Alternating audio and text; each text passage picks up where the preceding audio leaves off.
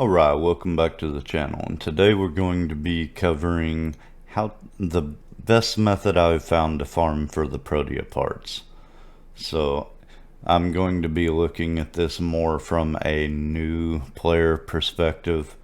So if you like this kind of content, be sure to give me a like, comment, subscribe, all that fun jazz, and we'll just jump right into this. So I'm not going to go over Protea herself. Like, she's pretty good. You know, you want her. Everybody wants her.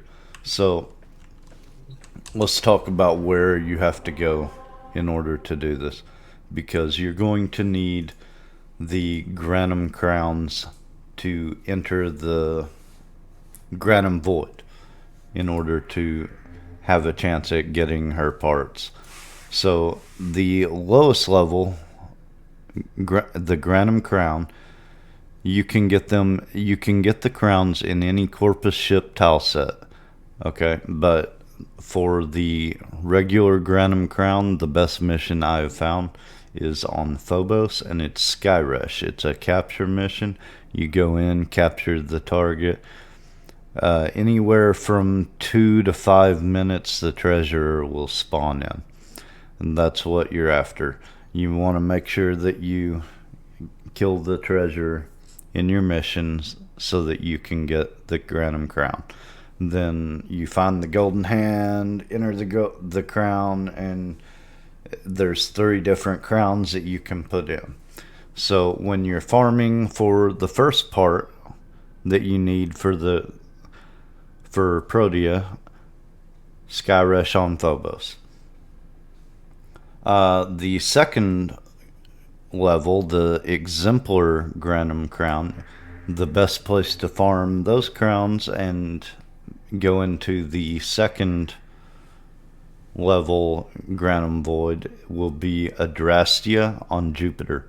This one's a sabotage, but the choices are more limited on this one. The only other option that I know of is on Neptune, and it's Triton, and it's a rescue mission. So if you prefer to do a rescue mission over a sabotage, go for it. Me personally, I prefer the sabotage mission. And then the third level Granum crown is a Zenith Granum crown, and the best place I've found for these is on Pluto, and it's Hydra. This is another capture mission. So that's the best place to go. Let's talk about. Let's go ahead and talk about the best Warframe and setup I've found to do these missions with. So Wukong seems to have been the easiest for me, and especially for a new player, Wukong is really easy to get your hands on. He's in the clan dojo, so it shouldn't be a problem for most players. Here's the build I was using for it. You don't have to use this. You can do what you want with it. Me personally, I like having a good bit of duration on the build though, because of Cloudwalker. You can cover more distance with a little more duration on this ability. Streamline for efficiency makes it to where you can use Cloudwalker a little more. All that, this is what I used. You can do whatever you want with it. I do have a Kuvazar equipped here. It's not really a great Kuvazar, but if you don't have a really good AoE weapon though, just throw your best weapon on. The Celestial Twin from Wukong is going to have a damage multiplier. Yeah, he does 3 times more damage with your weapons than you do, basically. So just throw your best weapon on. It'll be fine. I also have my Kuva Nuclear on, but again, use the best weapon you've got. So if you run out of ammo on your primary weapon, and if you are using an AoE weapon, it's probably likely that your twin will run out of ammo on this and switch to your secondary. The other weapon you need is the Zorus.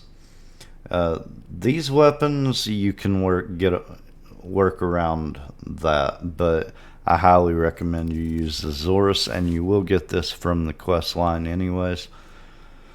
This is the build I use for farming this. I'm not saying you have to have a build like this. I'll literally just throw as many damage mods, you know, whatever you feel like using on here. It's probably going to be enough for doing these types of missions. The only thing I will point out is Power Throw and Volatile Quick Return. These two mods do make the Zorus perform a good bit better when you're using the charged up thrown attack. Okay, so that's what I found to use for this. You can take that for what it's worth. I'm going to go ahead and jump into the gameplay and let you see how I do it. But so far, this is the most efficient method I could find for doing this, and the most reliable, because once you're inside the Granum Void, you have to get 75 kills in order to move on to the C rotation of the loot for the Granum Void, right? And that's where Protea's parts drop, and it's only an 11% chance each run that you're going to get the Protea part. So you're going to be doing this for a good while. So, you know, finding an easy and efficient way to get through this is going to make your life a lot easier. So let's jump into the gameplay. Okay, here we go. I'm in Adrastia for the sabotage mission.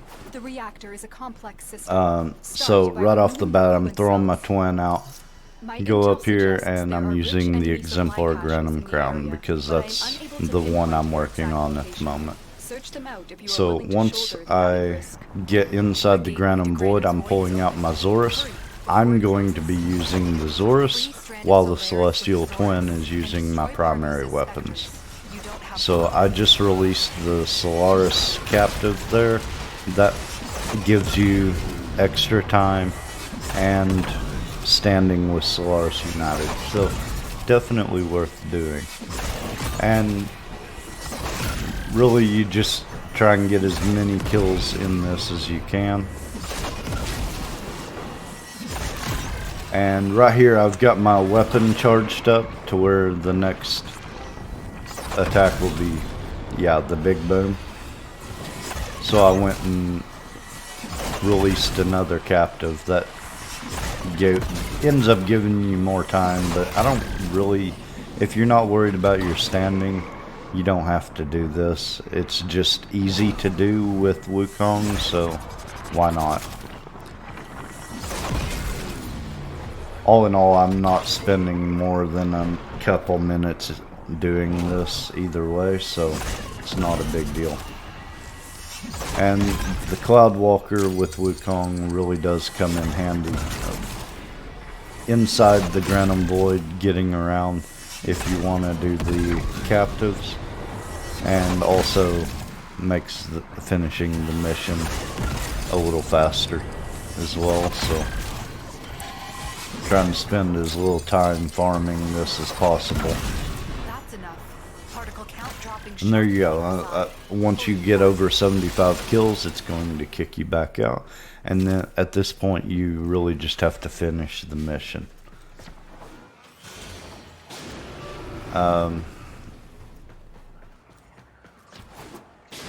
This being the sabotage mission, though, this is honestly the worst mission out of the 3 different levels, because you can't just, you know, run in, capture target, be done. It really doesn't bother me too bad though, because the treasure won't spawn until you've been in the mission for at least 2 minutes, and it can be longer. It's just kind of random. So there's no point in getting in too big of a hurry here. And yeah, don't mind the shoddy gameplay. I The don't reactor pretend is like going I'm into the stasis. best player in this Now game. is your chance to complete this And sabotage. there's the treasure, Use whatever so you can make to sure you it kill the never works treasure again. before you extract it. If you go too fast and extract without getting this, then you'll run out of coins pretty quick. At this Cell point, extracted. really, you're ready to finish the mission and get out of here. And either get your part that you need or move on to the next When the one. reactor is restarted, this will trigger a meltdown. Destroy the fuel injectors.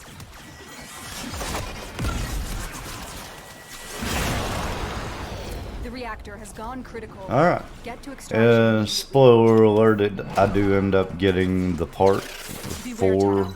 This ship is Protea on this experiencing run that I reduced was gravity farming and for. magnetic anomalies. After probably 3 or 4 hours is what it ended up taking me. But that's all I've got for you. I hope you found this helpful. Hope you enjoyed the content. If you did, be sure to leave me a like, comment, subscribe, all that fun jazz. And I'll catch you in the next one.